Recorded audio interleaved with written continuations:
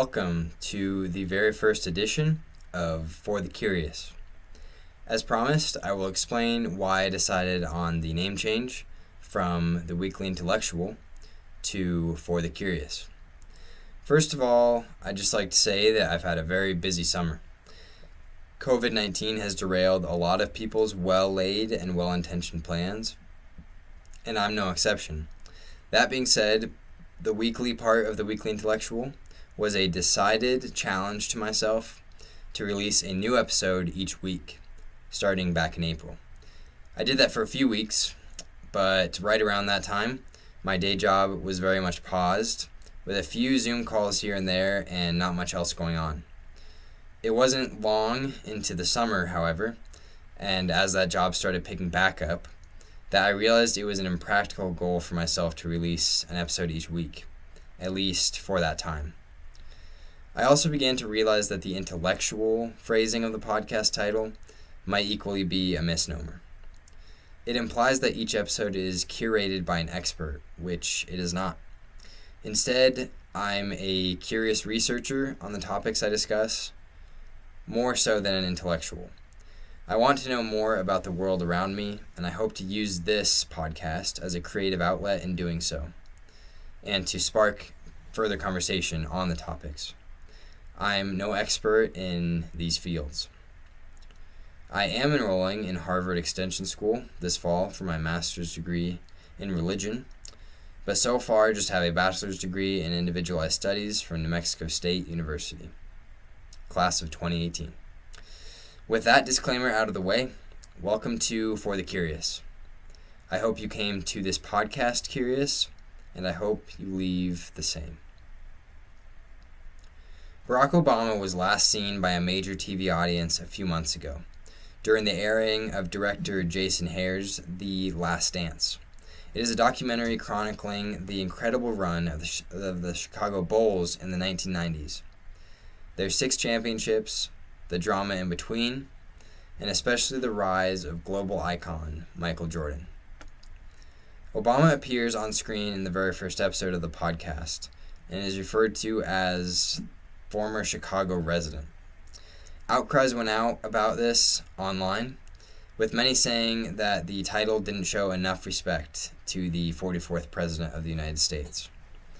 But he was in fact a former Chicago resident, and appeared in the documentary to discuss his perspective on being a Chicago resident during the Bulls' glorious run.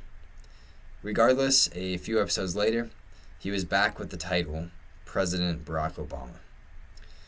In that first episode, Obama says he was too poor to afford Chicago Bulls tickets to see Michael Jordan in person, but that the man's aura, Jordan's, was felt throughout the city regardless.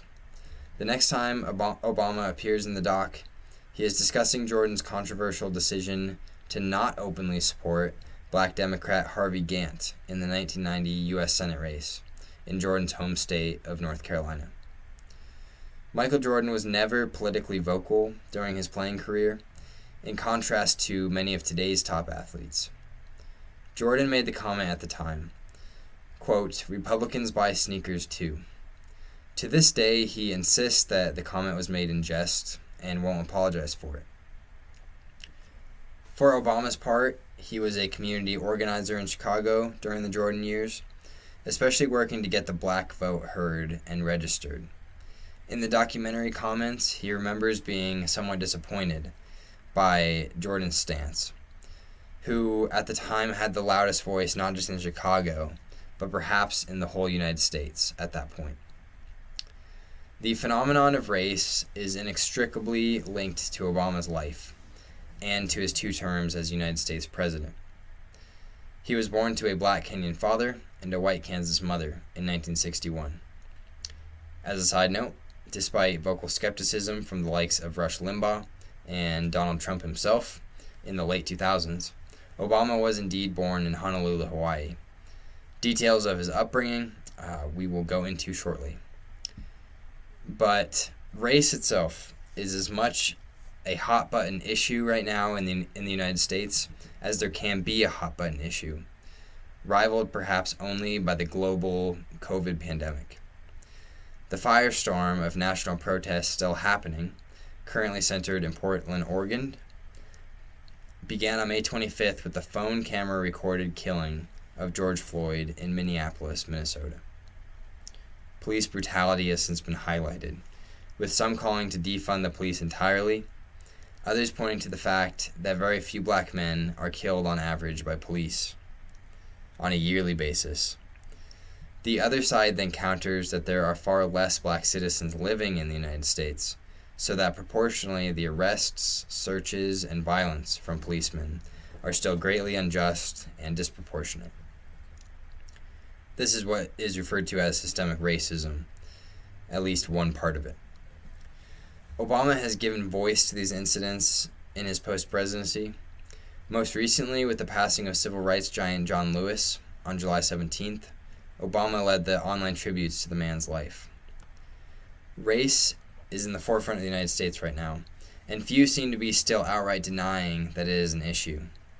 As Obama himself stated on page 243 of his 2006 book, The Audacity of Hope, quote, "Unless you live in a state without many black residents, I think you'll agree something's amiss." Just one more example of the changes going on in the country right now as a result of the protests. The NFL team in Washington, D.C. recently retired their long-held name Redskins on July 13th. And one more example, actually. The NBA is allowing players to wear Black Lives Matter slogans on the backs of their jerseys when they resume play at the end of this month. These societal elements could be discussed in much greater detail, and perhaps they will be in future conversations on points of intersection. But for these episodes on this podcast, we will focus primarily on the life, rise, and presidency of Barack Obama. But, as mentioned, race will consistently play a role in that analysis. Before we dive in, I want to give another quick disclaimer. This regarding my personal perspective. I am a 24-year-old white male from northern Colorado, what has been deemed Vanilla Valley by some. And as you can tell, it is one of those states without many black residents. I was raised in a heavily conservative environment and was influenced to vilify the Democratic Barack Obama for several reasons, which we will get into later, if not in this episode, down the road. Some say that I shouldn't have to give such a disclaimer about my own personal perspective, but I myself beg to differ. I'm not trying to be politically correct for its own sake, but I do believe that where we come from matters. My voice matters for different reasons than someone who was raised in Harlem or in Honolulu. Where I come from is not the only thing that defines my voice. My education, critical thinking skills, and ability to listen empathically do so as well, or lack thereof in any category. But let's not pretend that we are isolated or unbiased as human beings. We have a tendency to group things together based on our experience, for better or worse. The worst type of grouping that we make is often us versus them. Robert Sapolsky outlines this biological tendency in his 2017 book, Behave, The Biology of Humans at Our Best and Worst. We create heroes and villains in our minds, and most often put ourselves in the former category. It is fairly inevitable, again, at the biological level, but the least we can do is to identify this tendency and to attempt to overcome it. Why am I bringing this up in a podcast about Obama? Well, for one, because the man was able to identify, especially early in his political career, the false binary between Republican and Democrat. We need not hate the other side. Instead, Obama pointed to many of the similarities between the two parties, as other politicians have. But I hope that this particular look at Obama's life and presidency is helpful to Republicans, Democrats, and independents alike. Biases exist. Let's try to minimize them in this discussion. My friend Steve, a black man who served in the United States Army for 29 years and is now a consultant and substitute teacher, gave so far the best talk that I've heard regarding our current national race predicament.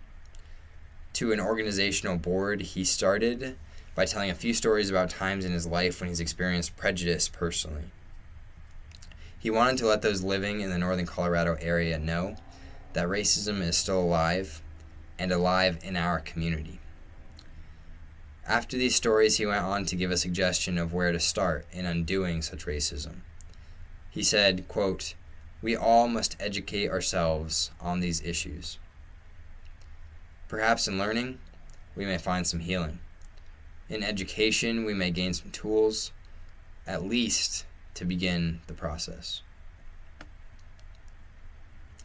Barack Obama's parents were separated when he was 4 years old.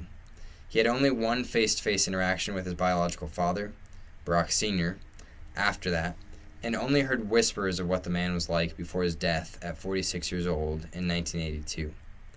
The younger Barack was 21 years old at that time.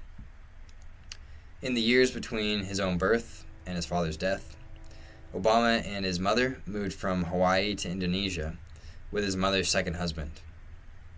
Obama alternated between a Catholic school and a Muslim madrasa. His mother was not herself strictly religious, and these decisions were made solely with the intent to give Obama the best education that he could get.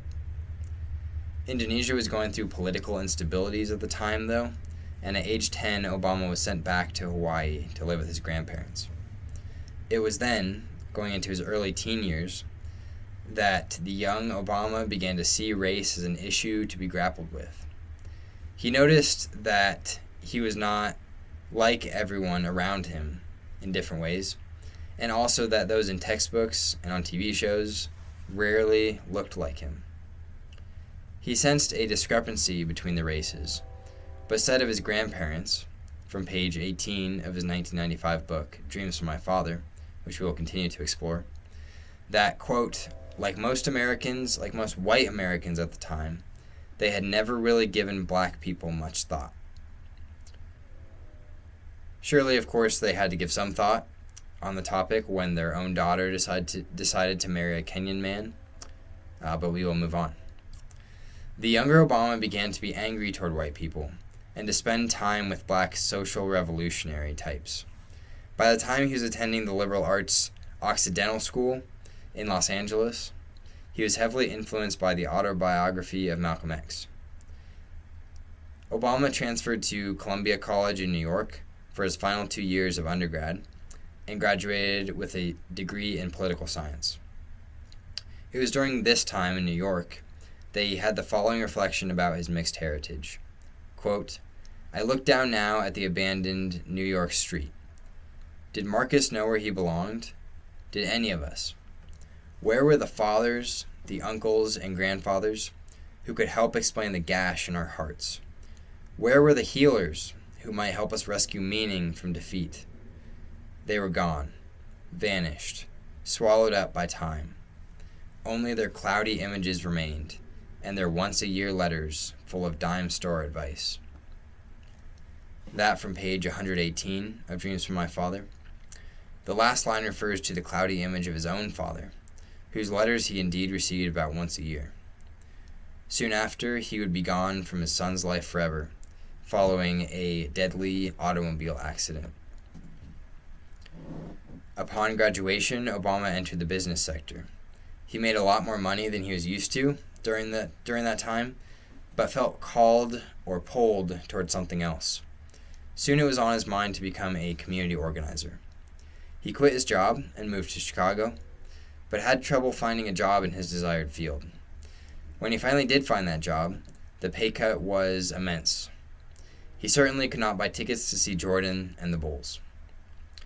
But he felt fulfilled in the role, galvanizing black voters toward action in improving their communities of Roseland and Altgeld Gardens on the south side of Chicago.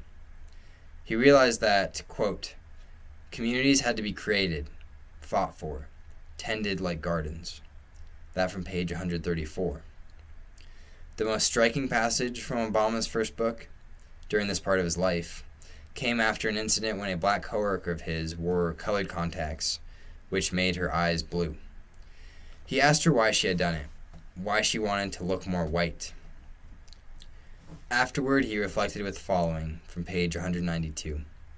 Quote, I handled the moment badly, I told myself.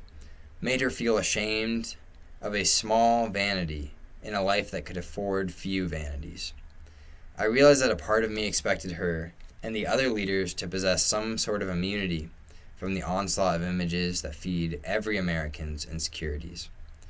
The slender models in the fashion magazines, the square-jawed men in fast cars, images to which I myself was vulnerable and from which I had sought protection. When I mentioned the incident to a black woman friend of mine, she stated the issue more bluntly. What are you surprised about? My friend said impatiently. That black people still hate themselves?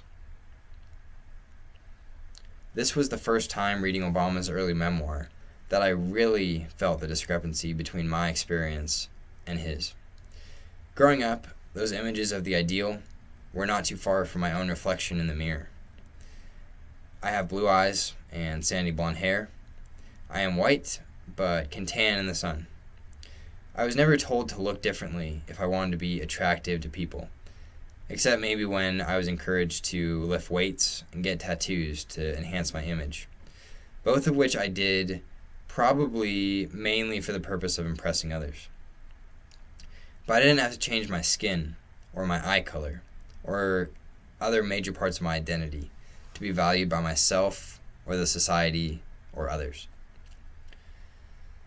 The scene mentioned by Obama was reminiscent, or reminded me at least, of one from Malcolm X's Autobiography, previously mentioned to have influenced Obama, when Malcolm finally realizes he's been straightening his natural nappy hair for the purpose of looking more white.